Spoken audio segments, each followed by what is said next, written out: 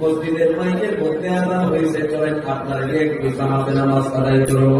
মুরব্বী জবাব দিয়ে হুজুর, আমি তো রুকুতে গেলে সুদা হইতে পারি না, সাজদা দিতে গেলে বাতের ব্যথার কারণে দাঁড়াইতে পারি না, সুতরাং আপনি যান, আমি আসুরে কথা কোন ঠিক কিনা। ঘন্টার পর ঘন্টা টিভি দেখো, তখন তোমার বাতের ব্যথা হয় না। ঘন্টার পর ঘন্টা সিগারেট খাও, পান খাও, বিড়ি খাও, সিগারেট খাও, তখন তোমার বাতের ব্যথা হয় না। ঘন্টার পর ঘন্টা পয়সা পয়সা কি বলছো, আলোচনা করো, তখন তোমার বাতের ব্যথা হয় না।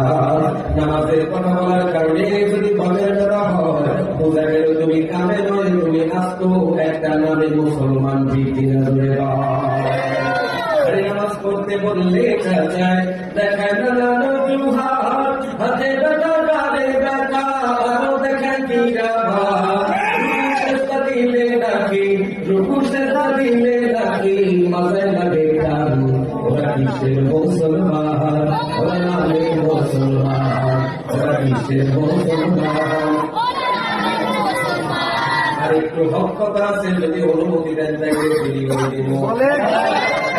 চিৎকার দিয়া কল আল্লাহু আকবার। সেখানে যেতে চায় না মন, রাত্রি থেকে দেখতে পারে সুন্দরী মাইয়ার